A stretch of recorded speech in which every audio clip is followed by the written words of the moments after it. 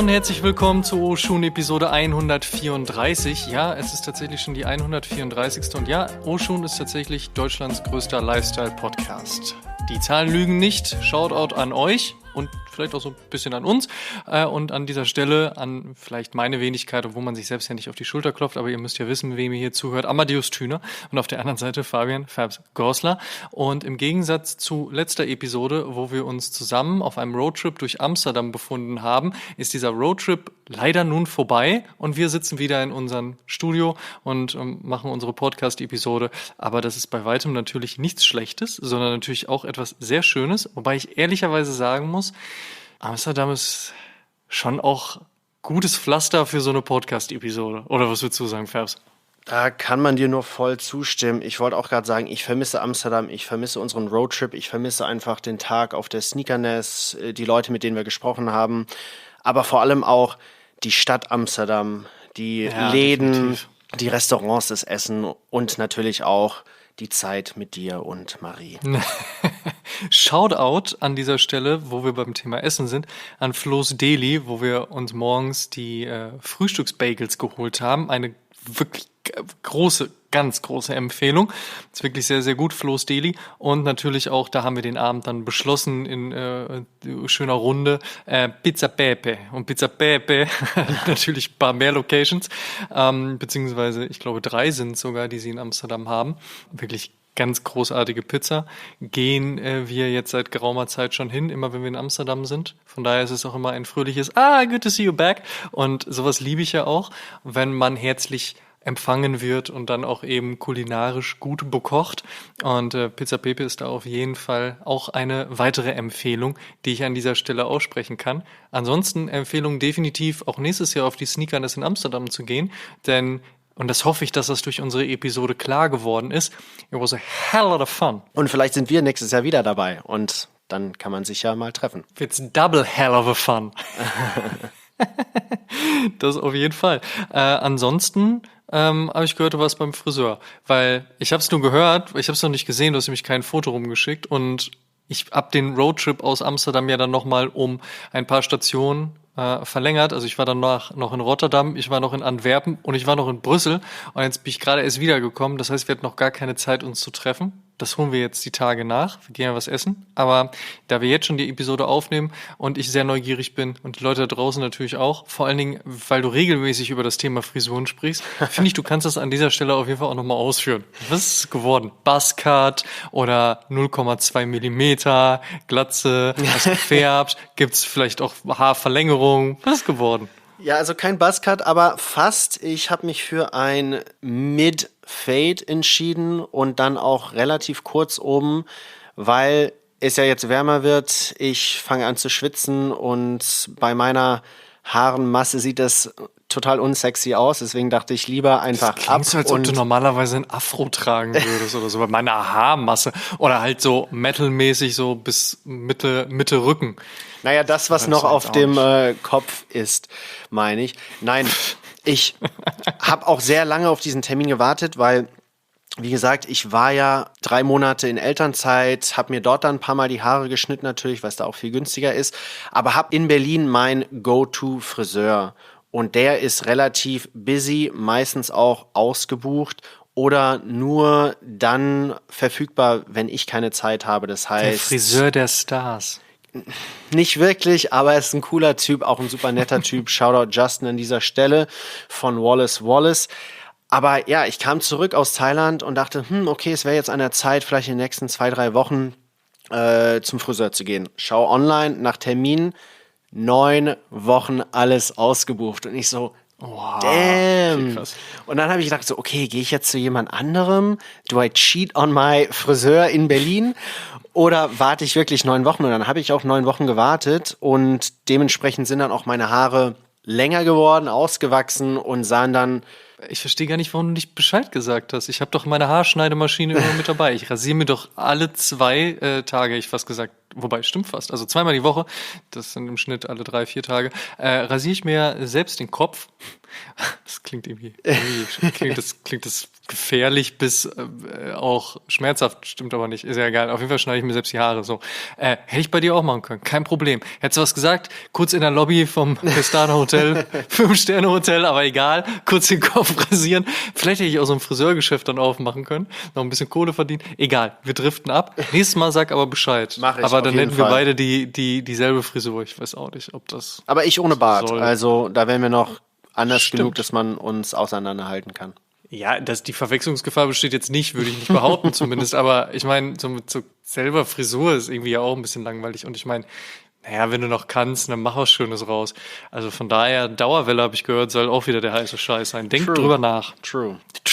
Bro. Okay, wir switchen das Thema, kommen von dem, was man vom Kopf gelassen hat, zu dem, was man in den Kleiderschrank bekommen hat. Das ist eine gute Überleitung. Egal, wir sprechen über unsere LPUs, die Latest Pickups.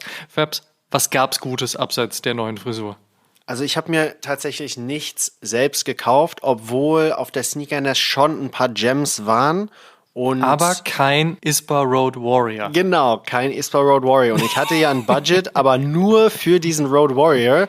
Und deswegen musste ich den Mann. anderen Schuhen leider einen Pass abteilen. Sollte irgendwer da draußen einen ISPA Road Warrior haben, also, wir planen durchaus auch nach Köln und nach Rotterdam zu kommen zu Sneakerness. Vielleicht auch noch die ein oder andere Messe mitzunehmen.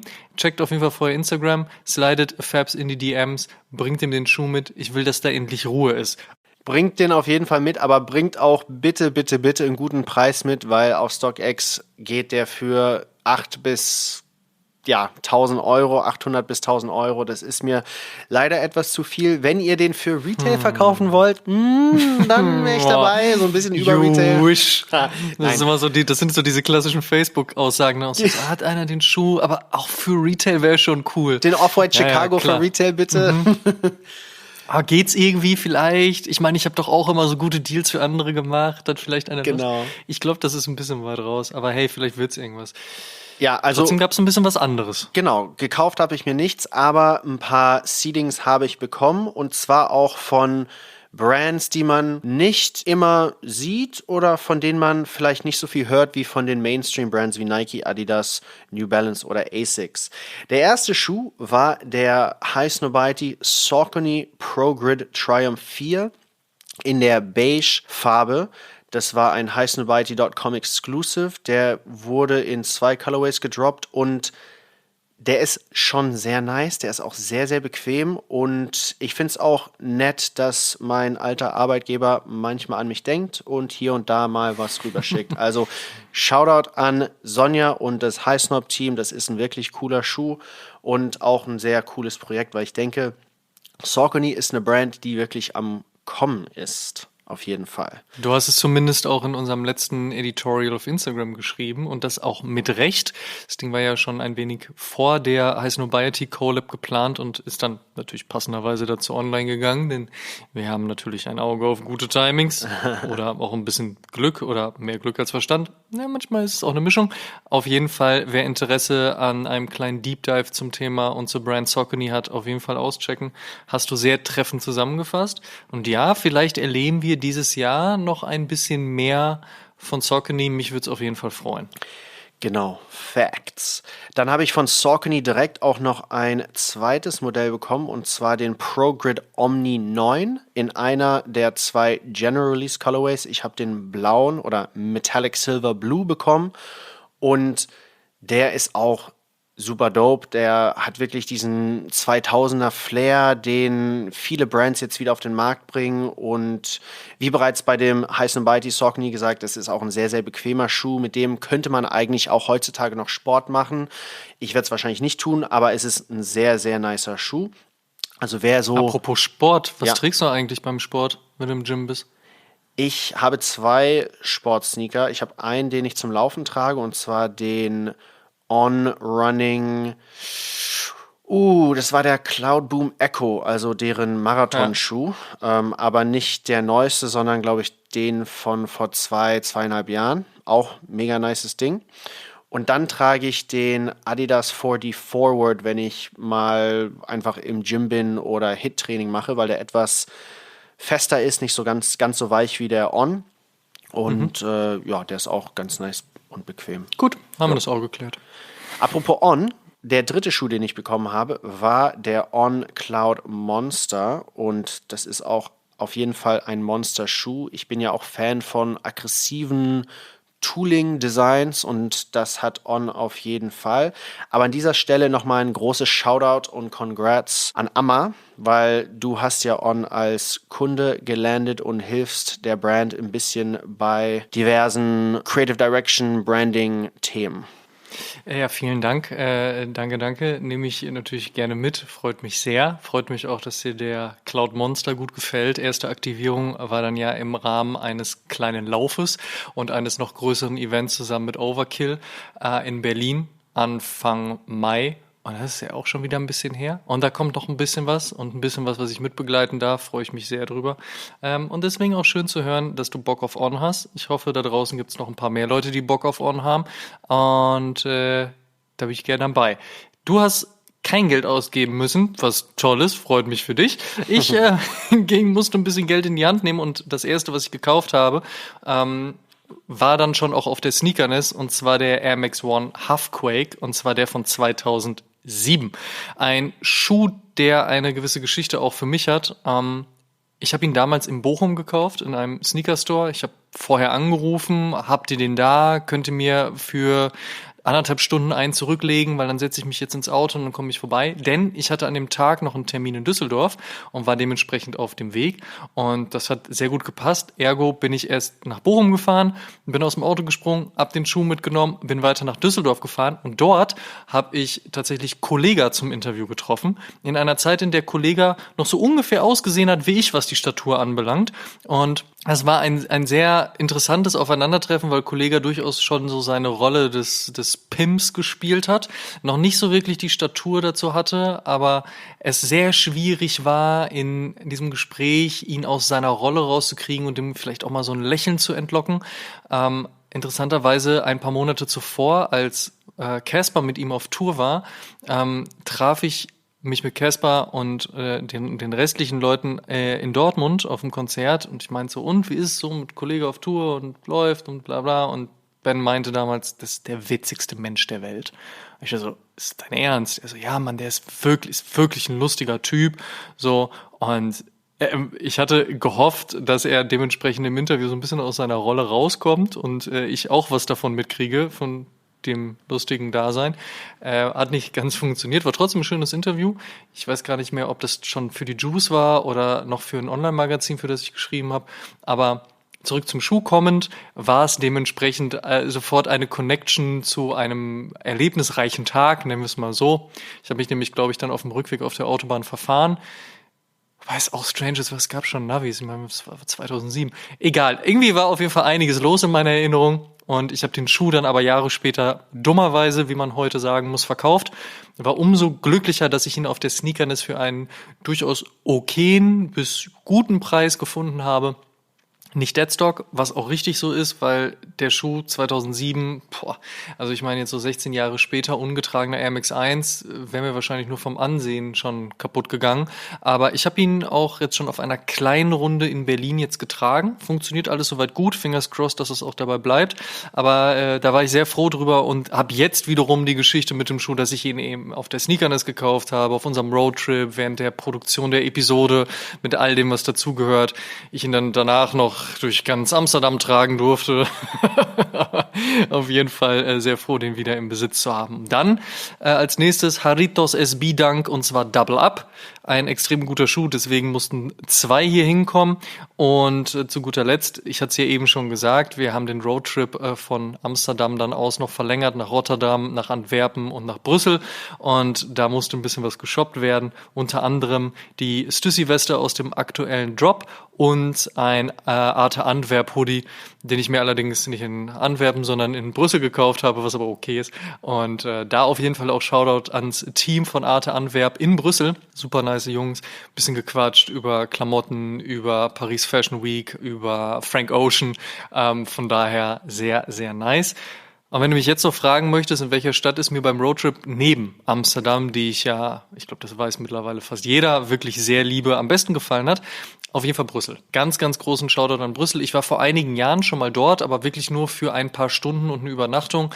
Jetzt sind wir ein wenig länger dort geblieben. Es war wirklich richtig gut. Es hat mir sehr gut gefallen. So ein bisschen wie so ein kleines Paris, was so die Straßen, Gassen, die Architektur anbelangt. Hat aber natürlich durchaus auch trotzdem was Belgisches. Ehrlicherweise muss man aber auch sagen, Belgien ist recht klein, von daher gibt es da durchaus auch viele Einflüsse.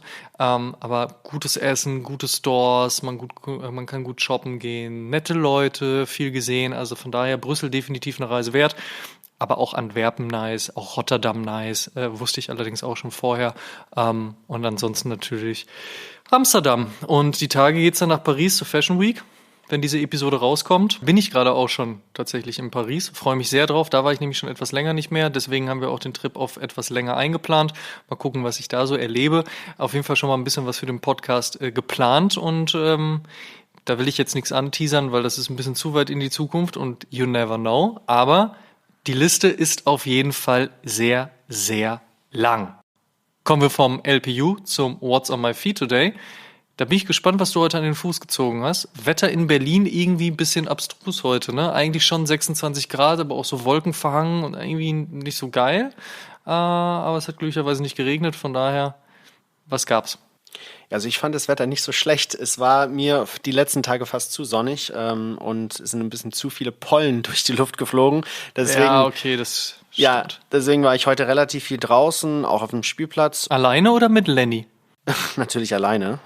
Ich bin ja Bist rutschen gewesen und schaukeln, und alleine wippen. Ich muss ja jeden Tag mein Check-in bei Foursquare machen, damit ich dann da weiterhin Bürgermeister bin. Ah ja, stimmt. Das verfällt sonst. Verstehe. Okay, yeah. Was hattest du an? Ich hatte den Tremaine Emery Denim Tears A6 Gel MC Plus an. Stark. Wieder ein Schuh, der etwas under the radar fliegt. Nicht nur heute, aber auch vor ein paar Jahren, als der rauskam. Ich hatte den in dem Burnt Orange Colorway an und einfach ein richtig starker Schuh. Sehr bequem, wie eigentlich alle A6-Schuhe sind. Aber auch ein Schuh, der vom Colorway her und auch von den Materialien sehr robust ist. Deswegen kann man den auch gerne am Spielplatz tragen, im Sandkasten. Und ja, da muss man sich keine Sorgen machen, dass er dann danach etwas verschmutzt aussieht. Auch weil er so ein bisschen pre-aged aus der Box kam. Also mega nicer Schuh. Großer Fan auch von dem Storytelling hinter dem Schuh. Der Schuh ist inspiriert von Tremaine Emerys Großvater, besser gesagt sein Haus in Georgia und die Straße und quasi der Staub von den Straßen. Es war so ein orangener Staub, den er immer an den Schuhen hatte und genau das wollte er dann mit diesem Colorway wieder zurückbringen. Also nette Geschichte, cooler Typ auch Tremaine Emery. Ja, bleibt er jetzt Supreme Head of oder wird er gekickt? Die Gerüchte gibt's ja jetzt echt seit Wochen. Also man hat ja noch nicht ganz gesehen, was er da für Arbeit geleistet hat, weil die letzte Season ja die letzte war, wo er nichts mit der Creative Direction zu tun hatte. Ich meine, dass diese Season, also die Spring-Summer 23, die erste ist, wo er sein Händchen mit im Spiel hatte. Oh, ich weiß nicht, ich meine, der ist ein sehr, sehr smarter Dude, sehr clever, der ist ja schon seit Ewigkeiten dabei. Ich würde sagen, er bleibt noch ein bisschen und wenn es dann nicht so rund läuft, geht er vielleicht, aber ich meine, ich finde die Pieces und die Lookbooks eigentlich richtig gut. Ich auch. Also ich wusste schon, was du sagst, deswegen habe ich auch direkt gesagt, ich auch. Also mir gefällt das auch wirklich sehr gut, was er da bisher gemacht hat. Von daher, ich finde es schade, aber you never know. Deswegen, wir stecken nicht drin. Zumindest haben wir es nicht zu entscheiden. Was hattest du? Hat mich auf jeden Fall keiner angerufen, deswegen. Janowski OG in einem Canvas-Material. Jetzt muss ich kurz überlegen, der OG ist schwarz-weiß, dann habe ich ein Wildleder in schwarz-weiß und den Canvas in schwarz-weiß. Also ich habe 3 schwarz-weiße Janowski OGs, die kein Mensch voneinander unterscheiden könnte, wenn man nicht genau hinguckt, weil es ist eigentlich nur das Obermaterial, aber es ist der perfekte schwarz-weiße, ich will nicht mal sagen eine Kord-Silhouette, aber flacher Skate-Schuh, den man nutzen kann, wenn man kein Vans tragen möchte. Das ist die Einschränkung. Ansonsten natürlich immer Oldschool, Era, Authentic. Das geht natürlich immer. Aber wenn ich dann Bock habe auf Nike, dann Janowski. Und ich freue mich auch sehr, dass die OG-Silhouette zurückgekommen ist. Die beiden Colorways haben mir jetzt noch nicht so gut gefallen. Den einen habe ich direkt verdrängt, der andere ist grün, aber mit so einer Abstufung. Ja, war ich noch nicht so Fan von, aber schön zu sehen, dass der Schuh wieder da ist. Wundere ich mich ehrlicherweise, dass der noch nicht so angenommen wurde, dass es keinen Hype gibt. Ich meine, es war mal einst Nikes bestverkaufter Sneaker eine Zeit lang. Nee, wundere ich mich ehrlicherweise nicht drüber. Ändert aber nichts an der Tatsache, ich habe auf jeden Fall noch genug hier. Von daher, ich bin eingedeckt, alles cool. Den hatte ich heute am Fuß. Großartiger Schuh, alles gut. Ja, Janowski kann man auf jeden Fall tragen. Ist ein Hast du Daily. einen? Ich habe keinen, aber ich weiß, dass Leon Goretzkas Favorite-Schuh der Janowski ist. Was ist das für ein Fun-Fact? Echt, Ja, ist das so? ich hatte mal ein Interview mit ihm über Nike, als ich noch bei Heißnob war, und da hatten wir gefragt, ja, was sein Favorite-Schuh ist, was er so trägt und so weiter und so fort. Und Er hat Janowski gesagt? Echt? er meinte, Janowski ist sein Favorite. Er ist ja auch nicht so sehr in der Fashion-Szene wie jetzt ein Leroy Sané, Serge Gnabry. Die hätten wahrscheinlich Louis. Was ist dein Favorite-Schuh von Nike? Ja, Louis Vuitton. Ja, aber wie gesagt, er war ein großer Fan von Janowski. Und Okay. Das macht ihn mir gleich sympathisch. ja, ich fand das auch ganz cool. Cooler Typ, auf jeden Fall. Wir kommen ins Thema der 134. Episode, reingeschlittert, als würden wir Eiskunst laufen. Und zwar geht's um das Resale-Game. Und das ist auch Mitte 2023 ein echt spannendes, wenn man auch, und so ehrlich muss man an dieser Stelle auch mal sein, sagen muss, dass die ganz großen Highlights in den letzten Monaten eher ausgeblieben sind. Also klar, wir haben den Travis Scott Jordan 1 gesehen, es gab SB-Releases mit Jarritos oder auch auf dem Air Jordan 4 und naja, wenn Jound oder ALD was gedroppt haben, dann wurde auch gerne mal etwas mehr Geld für in die Hand genommen. Aber eine weltweite Inflation hat das Geld etwas knapper und unter anderem einen Krieg bei uns um die Ecke die Preise etwas teurer werden lassen. Und das sind auch nur zwei Gründe, warum das einzige Zweitmarkthoch vor gut 2-3 Jahren eben nicht mehr ganz so astronomisch ist. Ausnahmen bestätigen bekanntlich die Regel. Ein Stussy SB kostet leider weiterhin seine 4 Scheine auf StockX, zumindest in meiner Größe. Der ist bei Road Warrior, ist ja jetzt auch nicht wirklich günstiger geworden. Und die Brands arbeiten aktuell verstärkt an einer sich wieder limitierenden und verknappenden Release-Strategie.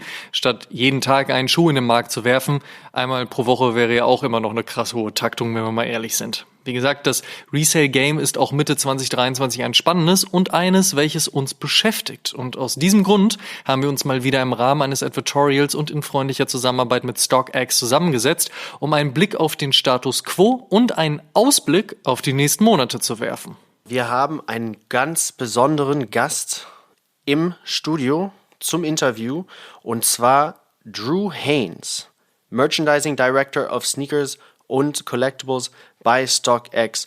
Und das Coole an Drew Haines, obwohl da sind sehr, sehr viele Sachen, die Drew Haines cool macht, aber das Coole an seinem Job ist, dass er quasi Trends verfolgen muss. Er muss schauen, was Leute tragen, was cool ist, was cool wird, aber auch die Unmengen von Daten, die StockX hat, weil viele Leute ja verkaufen und kaufen auf der Plattform, diese Daten zu benutzen, um Trends vorherzusagen. Das heißt, sein Job ist eigentlich, StockX darauf vorzubereiten, in den nächsten Monaten, in den kommenden Seasons oder Jahren das zu bieten, was Leute haben wollen. Auf der anderen Seite ist Drew Haines auch ein sehr cooler Typ. Und ich finde persönlich, ist cool zu sehen, dass StockX weiterhin auf Leuten aus der Community setzt.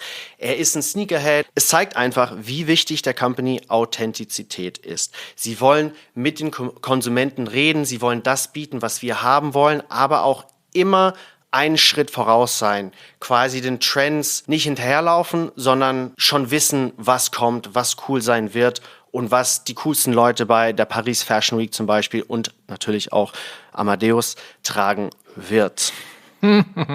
Das weiß niemand. Let me guess. Fragment Jordan 1er?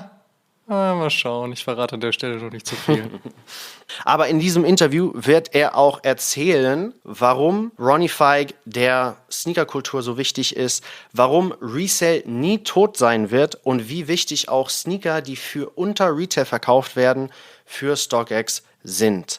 Er wird uns auch ein bisschen mehr über den Trailrunning und Outdoor-Trend erzählen, warum Solomon und Hoka zu den schnellst wachsenden Brands auf der Plattform zählen und warum Marken wie Vans, Asics, Converse und Diadora unter dem Radar fliegen, aber trotzdem am Kommen sind. Drew, welcome to the show. Yeah, thanks for having me on. Thank you for joining us on this episode of Oshun, your debut. We're happy to have you here. We're happy to intro you to our listeners. Before we get started, we want to know a little bit about yourself, how you got into sneakers and streetwear, and where you're from, what you're all about. It's great to join you. So I grew up in Pennsylvania in the Philly area, and my first introduction to sneakers was actually through streetwear and through a brand called LRG, which I assume you're familiar with, called Lifted Research Group. And everyone in my high school was just obsessed with this brand. I mean, we would, I remember begging my mom to drive, an hour or so to get to the only mall in town that had it, which was the King of Prussia Mall, which for those of you familiar, it's a huge shopping mall near the Philly area. It's one of the biggest in the country. And that was my first introduction to the brand, and to streetwear rather. And that brand was run by a guy named Jonas Bivacqua, and he was kind of like a hype beast before hype beast culture. This guy was like a trendsetter. He was, just look up a picture of him. Like, I would encourage your listeners to look up a photo of him and just see how he dressed. He passed away more than 10 years ago now. But I think that he's one of those people that kind of really set the pace for what we consider like hype beast culture or sneaker and streetwear culture today. And then from there, I had an experience with Supreme where I went to college. My freshman year of college was 2011. And during that year, I don't know how I really got familiar with Supreme, but it was the fall-winter 2011 season. And I just logged on. I remember looking up, when the season was starting. And I went on and I purchased during the first drop of the season, which, it was 2011. It wasn't too hard to get things from Supreme back then. I bought a camp cap. This is back when camp caps were really hot for Supreme. And I ended up buying one that was a black camp cap with a corduroy brim. And the corduroy brim had like a leopard print on it. And, as a, college kid, it was like a $50 hat or whatever. And, it was like a lot of money to me. And I was like, stoked that I got it. It was going to be like something I'd wear to class. So I got the hat and I, liked it. I wore it. And then I was just like, you know what, I'm going to go on eBay and I'm just curious. Like, it's sold out, I checked the web shop and it had sold out. And I was curious. And I was like, wait a second, this hat's going for like $250. I didn't understand what was going on. So it turns out that, I found out through kind of poking around the internet that Tyler, the Creator, had worn that hat at the VMAs. And I was like, wait a second, I can get $250 for this hat? I'm a college kid. This is like a week's worth of pay or whatever at whatever job you have on campus. So I ended up selling the hat on eBay, and then kind of the rest is history. Every week I would go and see what the drop is and, kind of scope it out and buy camp caps. This was also before Supreme ever had a presence in Europe.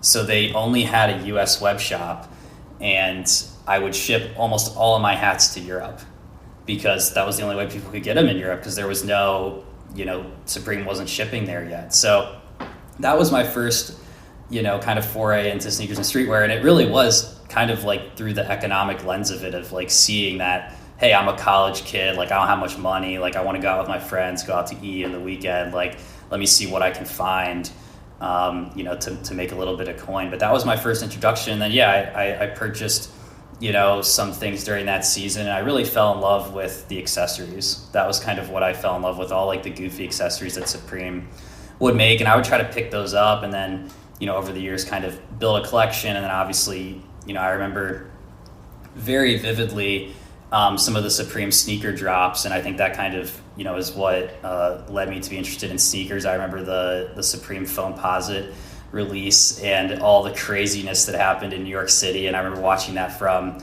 my dorm room out in the Midwest where I went to school in Chicago, and just thinking, man, this is the coolest thing. I want to live in New York. I want to be involved in sneaker and streetwear culture. So that's a little bit about how I got into it, but obviously that was 12 years ago, and I'm still doing it.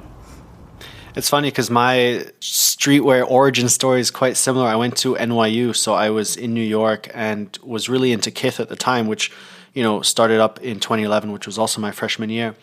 And I remember being so naive and walking into the store whenever Ronnie and his team dropped, the Gelite 3s, the Gelite 5s, and they were sold out immediately online. I was like, oh, maybe they still have some in store. And I would go there and ask them, and they'd be like, nah, man, we don't have anything. And I was like, oh, really? That's crazy. That's so weird. So it's funny how that then spiraled into having a career just like you in the industry. I also remember the foam posit drop. I was actually at my internship in New York trying to copy them on the computer, and it was just impossible. I mean, it was mayhem in real life and online, so that was definitely like a very memorable release. Yeah, was that back when Kith was just that little side area of the Atrium store? Yep, I worked at the sports center at NYU, which was maybe a block and a half from the original Kith store. So I would go there before and after every shift and be like, what can I spend my paycheck on now? Yeah, I mean, I remember going into that little store, and it's just like a little hole in the wall. But I mean, Ronnie, you got to really credit him with, a lot of the things that we see today. I mean, ASICs are super hot right now, and like when he was doing Gelite 3s, I think the amount of people that were interested in them is like a very core community that were really kind of like into ASICs specifically. But obviously that brand has taken on a life of its own following that. But yeah, I mean, the thing I remember early on in Ronnie's career was those jogging pants that had the sweatshirt like cufflinks at the bottom. Right? The Mercer pants, right? The Mercer pant. Yeah, that was what they were called. And I remember those being sold out, and like that being such a cool thing just because it was like designed with sneakerheads in mind, where like it would kind of cuff around your sock, right? So that your pant wouldn't hang over your shoe and you could like show off what you're wearing. And like that was kind of like, to me, at least from my recollection of it, like the genesis of like his career, right? Like I bet he made like so much money selling those pants that he was able to obviously eventually open his own store. And then I'm based here in Miami, so he's got 2 stores in Miami now, one on the beach and one downtown here in the Design District. And it's crazy to see how one little thing that potentially is forgotten by most people in the sneaker community, just like the simple design of one pant, which is obviously no longer in style, but really interesting to see how that developed into like him becoming one of, probably the top, icons and most important people in the industry that we're in. Yeah, those pants were legendary. I was very close to buying a leather pair as well. This was right around the time where Kanye was wearing leather pants, and I was like, oh man, maybe I need to get one. But yeah, I didn't in the end, so that was probably a good decision. What about your first ever sneaker? Maybe not your first ever sneaker, but the first sneaker you bought yourself that had some sort of special meaning to it. Yeah, I remember. So this is gonna go way back now. I looked it up to make sure I knew what year it was, but it was 2012, and it was I don't know if there's any New Balance heads that listen to this call, but it was the New Balance 999 Concept Seal. It was a 2012 release, and it was based off of kind of the idea was like that. It's an ocean-inspired 999, and the inside, like the sock liner and the insole had like a topographical map of the ocean, and it was super cool. I thought that it was just so sweet. I remember buying it. I don't even think it really sold out that quickly. Again, it was 2012, but it was like $180 retail or something like that. And obviously as a kid, like that's a lot of money. So I was pretty hyped on that. I wore that until like the soles fell off, and I think I just like gave them the Goodwill or something. But that was one of my favorite sneakers. That I mean, it's really the first sneaker that I remember purchasing and really caring deeply about it. Nice. And what about now? How have your tastes changed? Kind of like what are you wearing recently? Yeah, recently, I mean, obviously I've been really impressed with what New Balance has been putting out as of late. The 2002 Rs, the 550s, the 530s, a lot of like the 1906 R, 1906 D packs have been really solid. Of course, anything they're doing with ALD is really hot, and I like those as well. Also just a lot of Dunk Low colors. My favorite Dunk right now is probably the Passport Pack Pistachios from the Union Pack that released, I think, last year or 2 years ago at this point.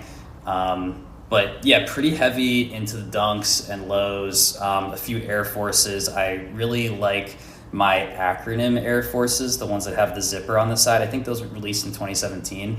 But yeah, I love those like kind of classic models where it's a Dunk or an Air Force One, and then they're taking just a small spin on it, right? And kind of making it their own, whether it's a collaboration or even just an inline release with Nike. And today I'm actually wearing the A6 Gel Cato 14 Jounds.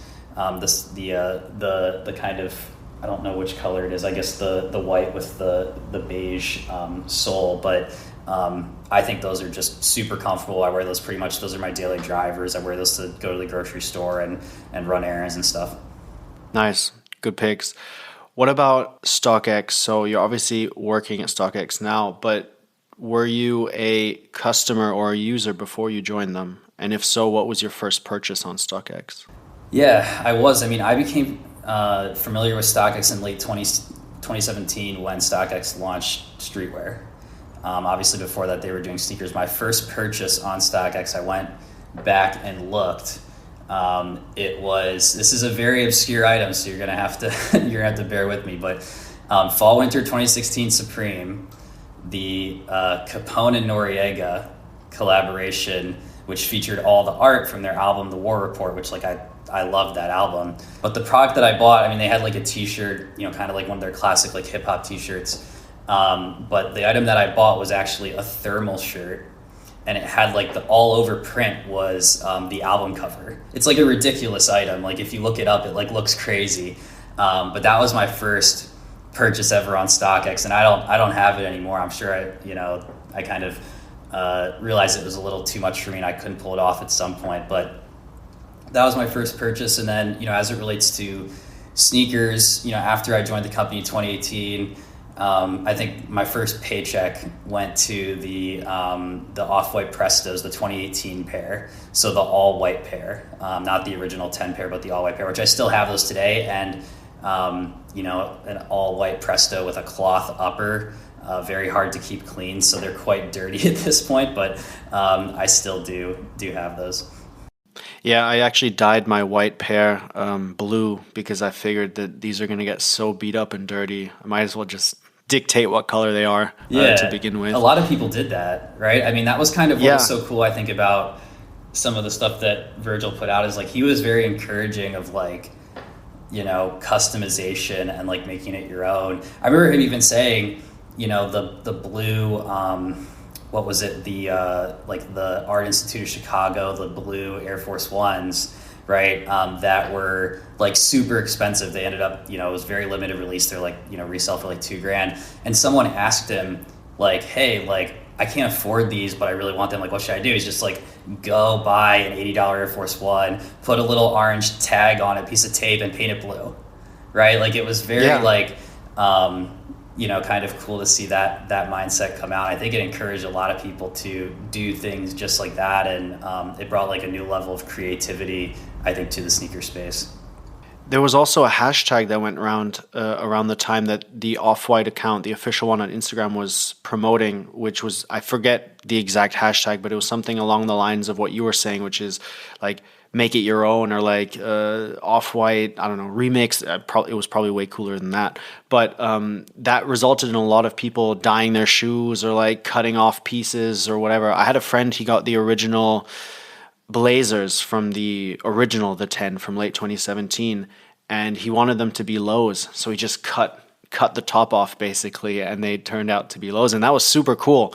And stuff like that then gets reposted by your blogs and aggregators, streetwear Instagram accounts and stuff like that. And I think that was the shoes themselves and the collaboration was cool, but the fact that it kind of made discussion between the community stuff was also really cool. Well, yeah, and I mean, if you take a knife to the top of a blazer, it exposes that inner foam, right? And that was what like the Presto, right? Like it pulled the foam out of the tongue and sat it on top of the shoe, for the original 10, and then for the second black and white pack that I mentioned. And so, there was like a real design ethos to those sneakers, and to me personally, I don't think there's like a set or a pair of sneakers or a collection of sneakers rather that really like defines kind of like this generation of sneakerhead culture better than the 2017 original 10 pack. Like those belong in a museum, in my opinion.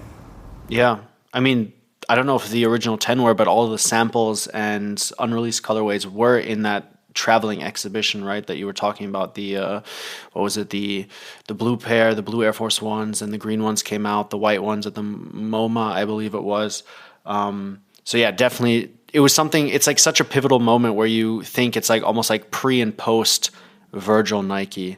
That's kind of like it's become a way of defining streetwear and sneaker eras, I feel. Yeah, absolutely. I got to see that exhibition when it came to Miami during Art Basel, and it was pretty incredible. I think it's just one room. It wasn't like a huge exhibition, but I think I spent like an hour there just because, it was really taking me back to, my days kind of, coming up in Chicago, going to college there, and being very, interested in like the hip hop scene, obviously knowing who Virgil was. I actually went to a concert. I believe it was 2013. It was A$AP Rocky's first tour, and it was the House of Blues in Chicago. And the opening act was a DJ group, little known DJ group by the name of Ben Trill, which was Heron Preston, Matt Williams, Flo Galarza, and Virgil. And like no one knew who they were. Like it was just like everyone kind of showed up and they were like playing music and they were like jumping into the crowd and acting all crazy, and they had their hats with like the hashtags and the Yankees logo, like the ones that got obviously like super popular during that era. But I mean, yeah, it's crazy to see like the rise, right? Like he was just like some guy like DJing, obviously he was involved with RSVP Gallery at the time, but to become, kind of the figurehead, I think, of, the entire culture and kind of the torch carrier from that. It was cool to see that, and also cool to kind of follow along with that personally too. Definitely. So you mentioned that you started at StockX in 2018. Walk us through kind of your career so far there, what your current position is, and how you got to where you are today. Yeah, so I started as a content director for streetwear. So I was, heavily focused on our streetwear business, which was at the time mostly Supreme. And that was how I got hired at StockX, was just that I was probably one of the world's foremost experts in Supreme, which, you would have thought, 8 years ago, 10 years ago, that's not a marketable skill, right? But, I kind of found myself at the right place at the right time. And, I loved the brand so much, and I was a collector and obviously, someone that purchased something probably every single week. And so, it just kind of perfectly happened where, StockX launched streetwear, and, I had reached out to a few people there and was kind of just, pushing everyone's buttons, trying to get someone to interview me. And then eventually I got an interview there, and they, flew me out to Detroit, and I sat down with, at the end of the day, I sat down with Josh Luber, who's the co-founder and former CEO, and I handed him my resume. And, like you bring your resume to the interview, right? You have your little folder. Yeah. And he's like, I don't want to look at this. I'm like, oh, like, okay. And he's like, he's like, tell me what you know about Supreme, right? Like that was the interview. And, we kind of left the conversation being like, yeah, like you would fit here. Like, I'll send you an email on Monday, right? It was like a Friday. I was like, this is crazy, right? Like I'd never been to Detroit in my life, right? I was working in a completely different industry at the time. And so, it worked out, right? I got the offer on Monday. I think, I was basically in Detroit, a week or two later, having never been there other than for the interview. And I said, I still to this day say, look, it could have been in the middle of Iowa. I would have still taken the job because it was just perfect for my interests and, the skill set that I had and the expertise that I had.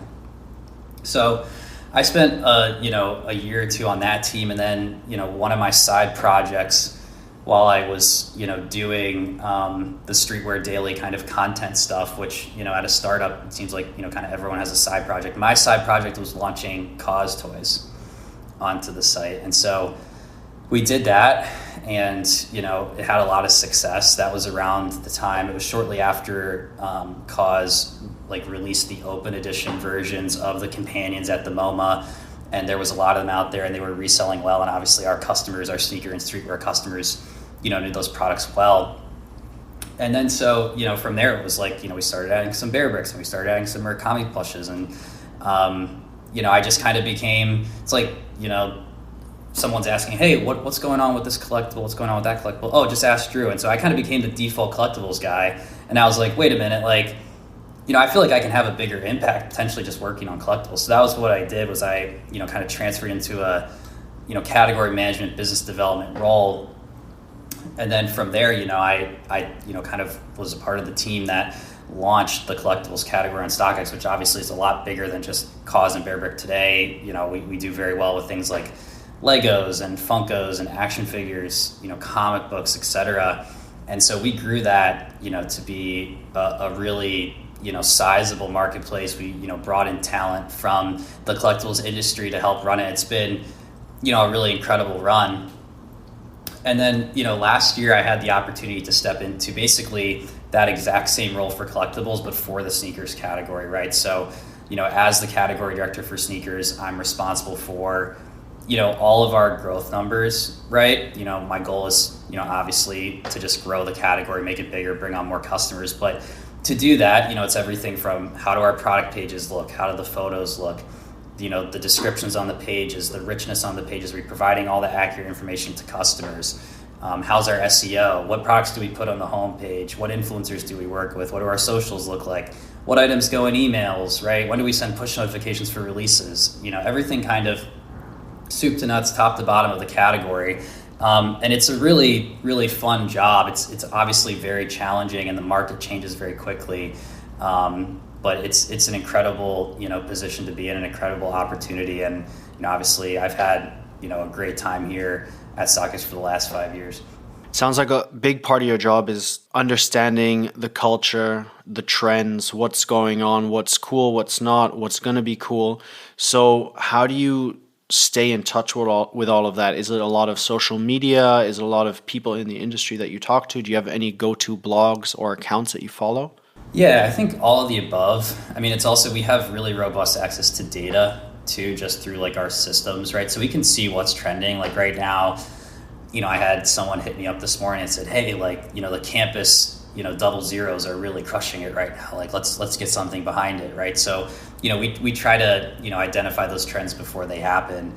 But yeah, it's all the above. I think, it's equal parts art and science too, right? So like we have the data, and we're looking at like what's trending, what's popping, where are the big premiums, what's reselling, what's doing very well, at or below retail.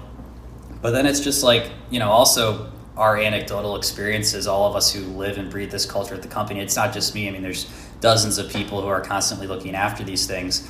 And, something I noticed probably about a year or two ago was when I would go out to restaurants, bars, clubs in Miami, I would see people wearing Salomons. And I was like, people are wearing these as like a fashion item, right? Like I'd obviously known about the brand as like a trail shoe for some time. And so I was like, this is really interesting, right? Like people are wearing these. And so I got myself a pair. I'm like, I really like these. I wear them going out, not just to like walk or run around, but like, actually to go out to like a dinner or something like that. And sure enough, over the last, year, it's been like one of the fastest growing brands on StockX. It's up like 2,000%. They've obviously done a really good job kind of touching, fashion culture and hypebeast culture and street culture with some of their collaborations, like the Sandy Liang one that came out recently that sold out and is, reselling for a huge premium. But I think that also speaks to a larger trend that we're seeing, which is that sneakerheads need more, and they want more diversity in their closet, right? I think like when we think of sneakerhead culture, we obviously think of, Jordans, Dunks, maybe Yeezys in the past. We would think of that as one of the bigger, brands and something that everyone has. But and sneakerheads are always going to want those things, right? I'm not saying that Jordans and Dunks and kind of the Adidas, standard inline models that have been hot for so long, they're not going anywhere, right? People still need those, but what we are seeing is a trend where these kind of emerging brands, if you will, so brands that either have had some success in kind of sneakerhead culture or really no success in the past are kind of taking from Nike and Adidas's playbook, working with collaborators. I mean, like I said, I have the Asics, the Jound Asics that I'm wearing right now. I think those are awesome. I mean, Asics is one brand that's doing super well.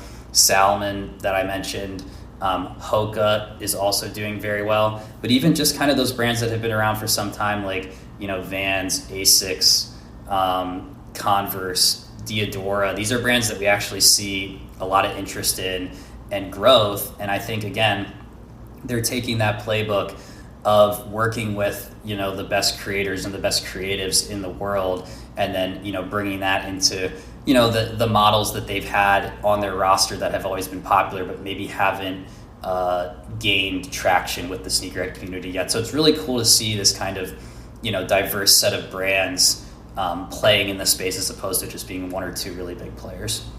Yeah, for sure. That's something we've seen develop over the last couple of years. And I think one of my Haines quarterly reports with StockX data was about that the trend that year was that there are no real overarching trends, but that, like you said, these smaller brands or maybe more niche products are getting the love that ultimately they deserve because it's good product. Exactly. Yeah, exactly. So you've mentioned a couple trends already, but what are some others that you've seen develop in the sneaker world this year?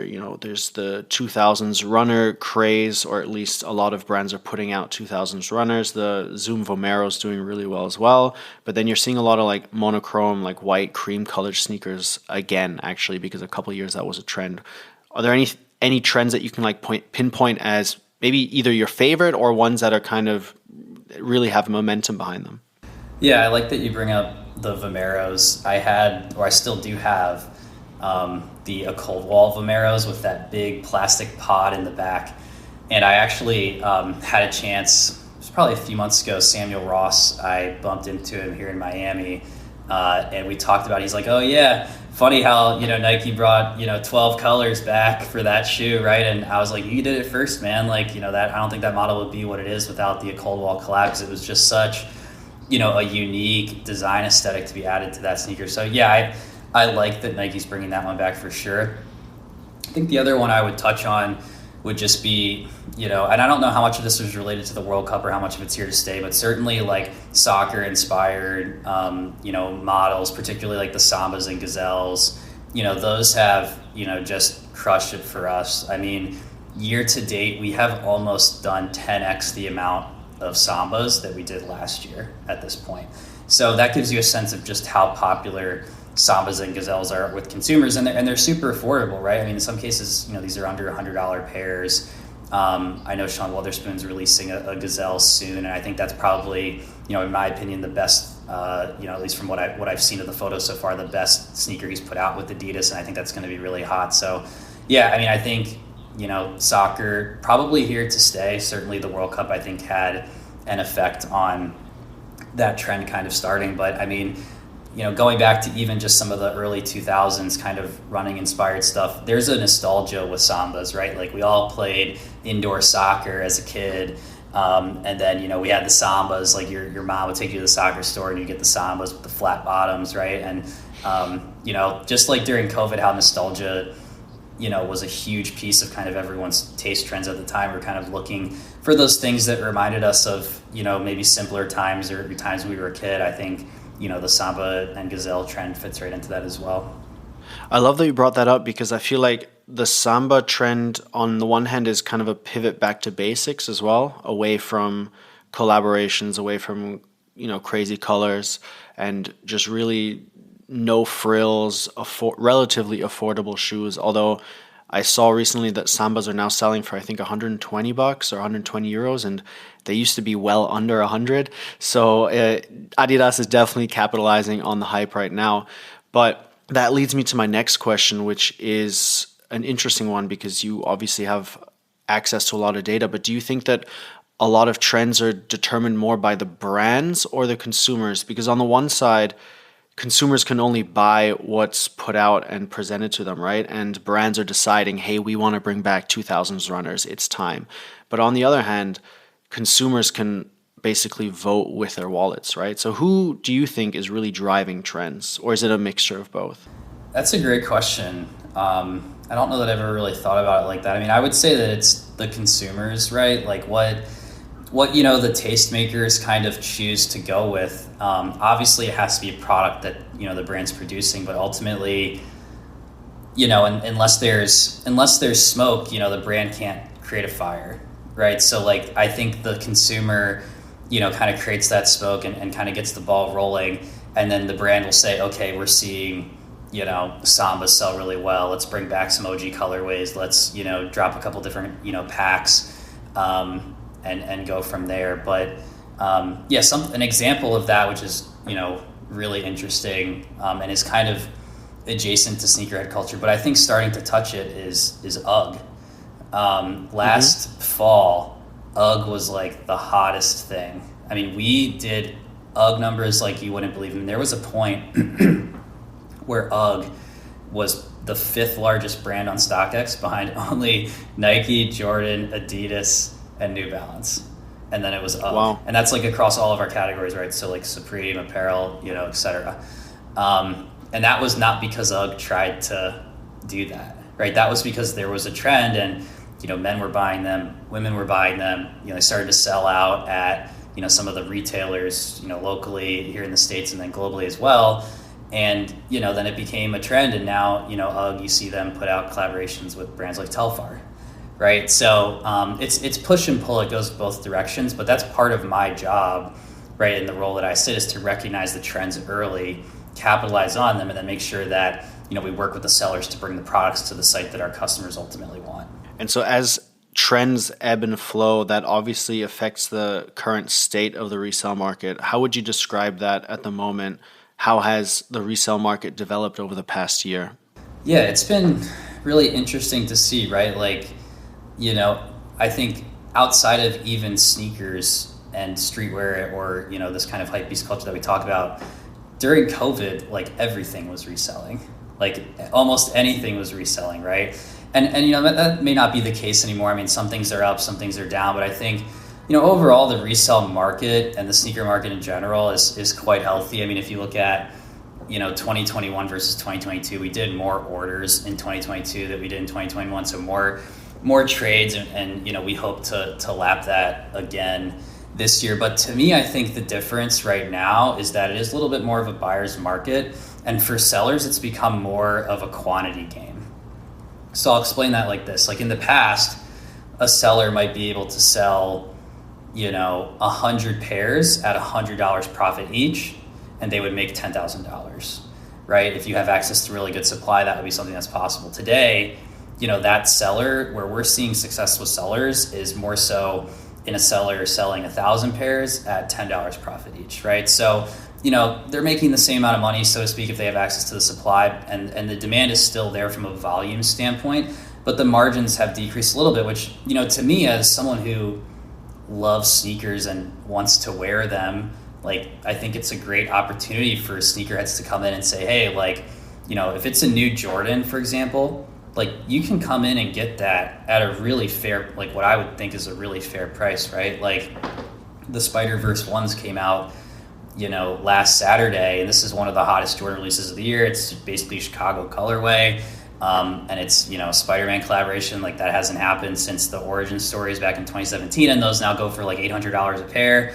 right? So I was, I guess somewhat pleased to see actually that the price is, kind of in that $250 mark, because, there's margin for, sellers to come in and make a few bucks, but it's also like, that's only $50 over retail, right? So, and, I look at that sneaker and I say, if the origin stories from 2017, 6 years later, are going for $800, these should also be going for that in 6 years too, right? And, again, as a collector and someone who loves sneakers, I'm just glad that I was able to get a pair for less than $800, right? So, I think it's changing, right? And we still do see, obviously, a Travis Scott or a Tiffany Air Force One, right? Those are still going to demand huge premiums and be unaffordable for most people.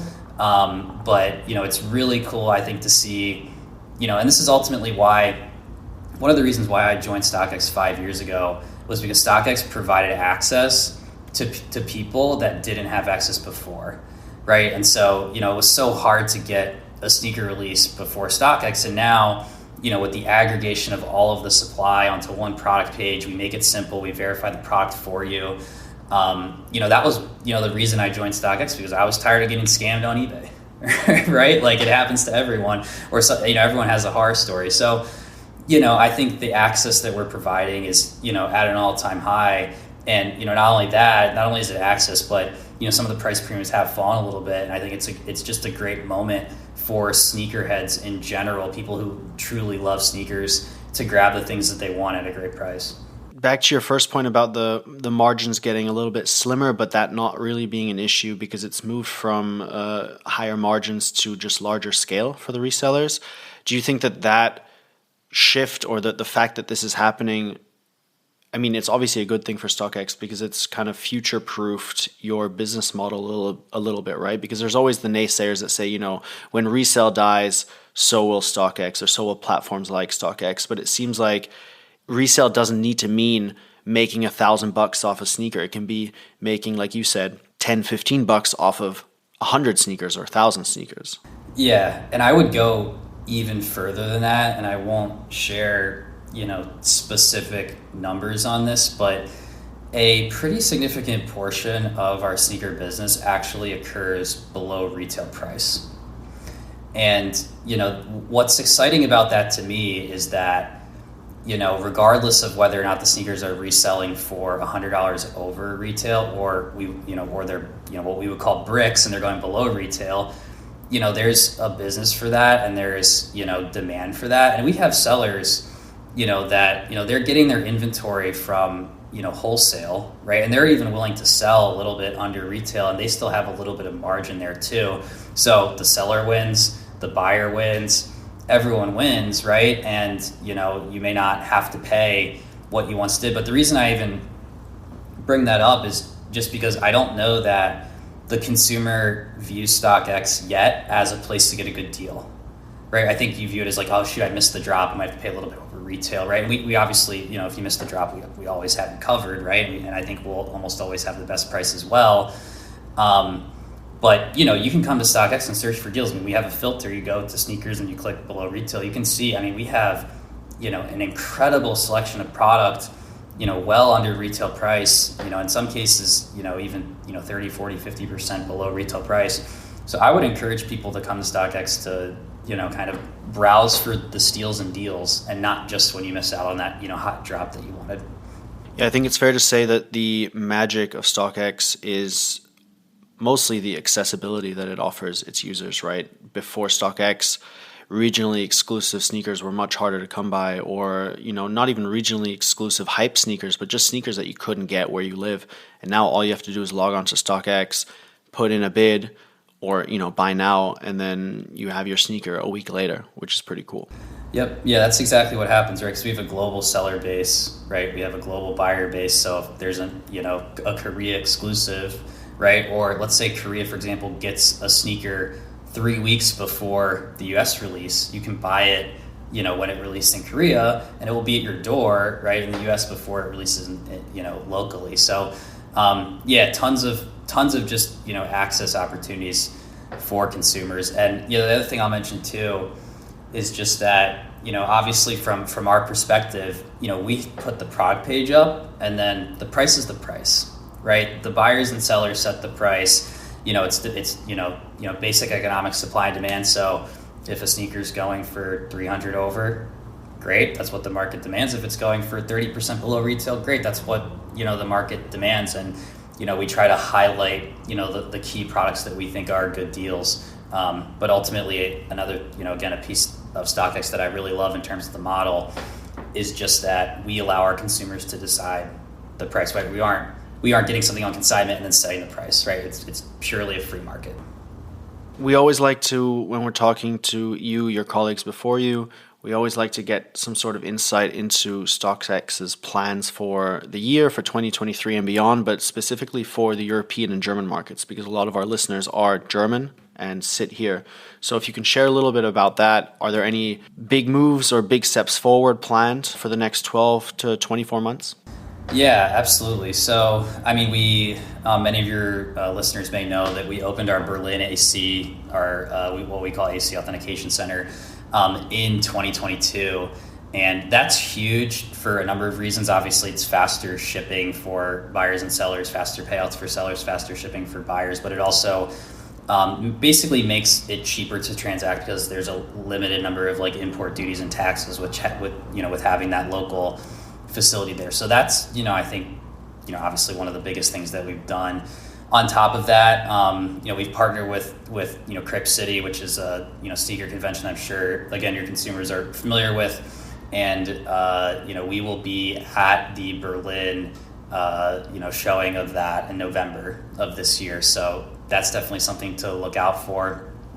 And then beyond that, we have some really exciting partnerships in the European market, we just launched a partnership with Modus in Paris. So there's sneakers. You can actually walk in and purchase sneakers from StockX and walk out with them, right? So you don't have to wait for shipping. They're in there and they're ready to go. We have an incredible selection of products there. So anyone, who's in Paris or visiting would encourage them to check that out. And then we're also going to be working with Haines for an event for Paris Fashion Week coming up. So a lot of exciting stuff happening, in both the German market and the, European market as a whole. To wrap it up, StockX has changed a lot in the time that you've been there, but also since it was founded. Obviously, the business model has changed, but just everything, the offering and everything else has changed. The way people interact with the app, interact with you guys as a company. What does your perfect version of StockX look like?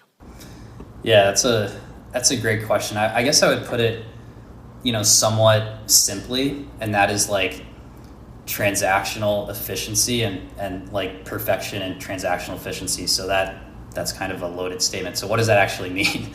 That means that every time you order something, you get it and you get it quickly, right? I mean, today, you can run into an issue, right, where you're a buyer and you buy something and the seller doesn't ship it, or the seller sends us a fake and we stop it, right? And so we save you obviously from getting that, but you still don't get your sneaker, or you have to wait, right? You get a refund instead.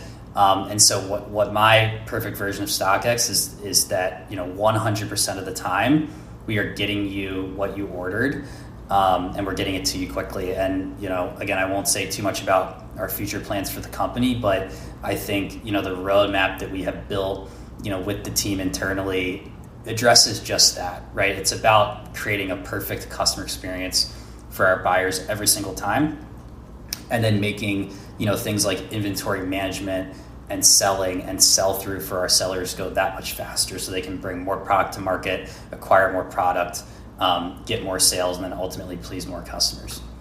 It sounds like interesting times ahead. Thank you very much, Drew, for your time and for your insights. It was a pleasure having you on the podcast. Thanks for having me. Und damit vielen Dank, dass ihr bei der 134. Episode mit dabei wart. Ihr könnt alle Episoden wie gewohnt kostenlos bei Spotify, Apple Podcasts, YouTube, Deezer, Amazon und wie sie nicht alle heißen hören. Also im Endeffekt bei allen Streaming-Diensten. Und wir würden uns natürlich sehr freuen, wenn ihr dem Oshun Podcast und unserem News-Podcast O-News folgt und die Release-Info aktiviert. Das ist diese kleine Glocke. Dann verpasst ihr auch keine Folge mehr. Checkt uns auch auf Facebook, TikTok und Instagram.com/OshunPodcast und werdet Teil der O-Community. Checkt auf jeden Fall auch die Sneaker-Suchmaschine von Sneakerjägers und holt euch die kostenlose App von Deadstock Sneakerblog. Supporten könnt ihr uns unter anderem mit einer positiven 5-Sterne-Bewertung bei Spotify und Apple Podcasts. Über 800 positive Bewertungen hat Oshun auf den Plattformen schon und eine Apple Podcast Review würden wir hier gerne mit euch teilen.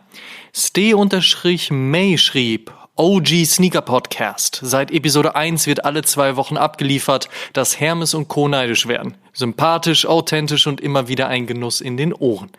Shoutout an dich, vielen Dank. Tut uns einen Gefallen und supportet die Podcasts und erzählt mindestens einem Freund oder einer Freundin von uns, die sich für Sneaker und Streetwear interessiert. Show some love. Dankeschön. Wir hören uns in der nächsten Episode wieder. Bis dahin, macht's gut. Peace. Oh,